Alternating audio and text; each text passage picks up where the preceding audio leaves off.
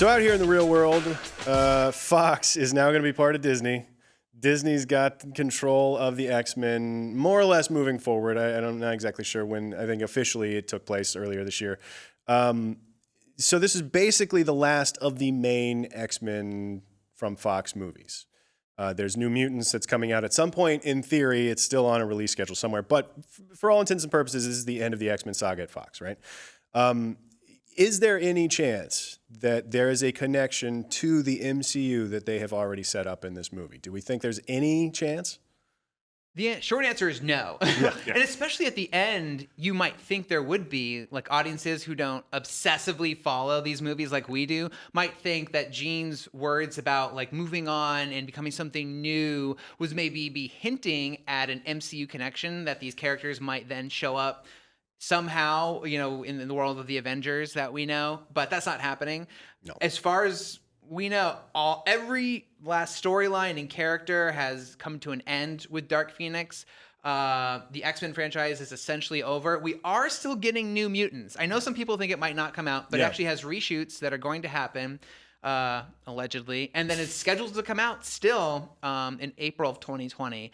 So that's going to happen. That will be the official end, but we don't really call that an X-Men movie because it was never, it doesn't involve any of the X-Men characters that we know of, and doesn't really tie into anything. Yeah. But that'll be like the official end. But for all intents and purposes, pretty much everything we've gotten for the past 19 years has now come to an end. And when the X-Men do eventually show up in the MCU, it will be a clean slate, a fresh start. Hugh Jackman won't be Wolverine. You know, Sophie Turner will not be Jean Grey or the Phoenix, whatever. I think the last word we had on the X-Men of when they'll actually show up is from Kevin Feige, who said it'll be a while. Yeah. And it takes years to make a movie. So it's not like we'll get one like next year or maybe even the year after that. But we have to remember that Marvel Studios has like at least like 6 movies that we know are in some part, like some aspect of production after Spider-Man Far From Home, which is the end of the MCU Phase 3. So a lot of those movies are probably going to come out first.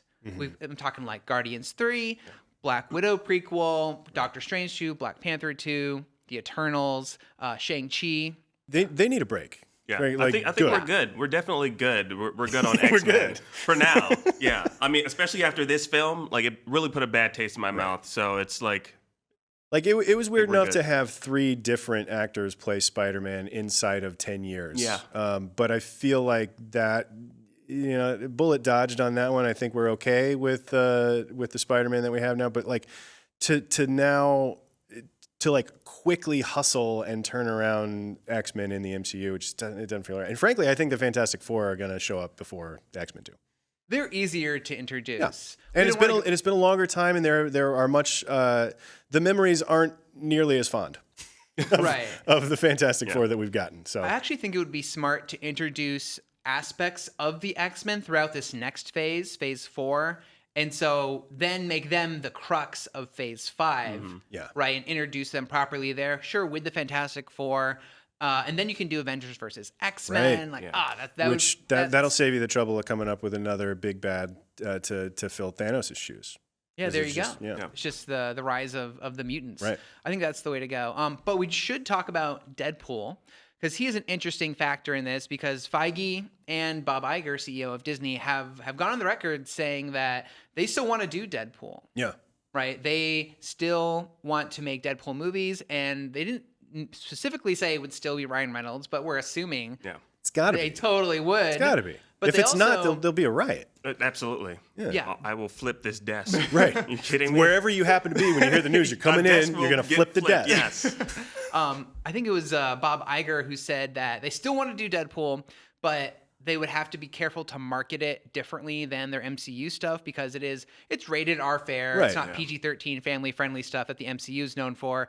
So the thought is that maybe Deadpool would just go and do his own live on in his little pocket universe. Yeah. And he's the one character who could survive, coming over to the MCU or just existing in his own pocket universe, because he's like, he can break the fourth wall and address that directly. Like at the beginning, he could be like, "Hey, I know about the MCU, but I'm not going to do that. I'm going to do my own thing here because I'm Deadpool, right?" Yeah. Even in Deadpool 2, like just opening the door and seeing all the other X-Men standing there and then closing the door real quick, like that was stuff like that. Like if the MCU can have the same sense of humor about themselves that frankly Fox we should be given credit for the way that they let Deadpool kind of make fun of the whole situation, then everything will be fine. Like Deadpool doesn't have to change a thing. I mean, I would love to see him actually integrated into the entire MCU, though. But I just don't know how they'd be able to do that for, let's say, like, I don't know, let's say an Avengers film, he shows up. How will they be able to incorporate him breaking the fourth wall and everyone's like, what's going on right now? Yeah. I feel like it would just take, because like he knows that they're actual actors as well. Right. You know, so it's like, how are they going to be able to balance this if they were to do that? So like you said, Joshua, I think they might just keep him in his own little pocket, his own little bubble, and he mentions the other films and whatnot, you know, but I'd love to see it though. I think it'd be freaking awesome to see how they would incorporate them. If Ryan Reynolds as Deadpool was in an Avengers movie, it would then just become a Deadpool movie. There you go, yeah. All right, that's a bunch of our Dark Phoenix thoughts. Let us know what your thoughts are in the comments below. And as always, subscribe to IGN wherever you like to watch. We'll see you next time.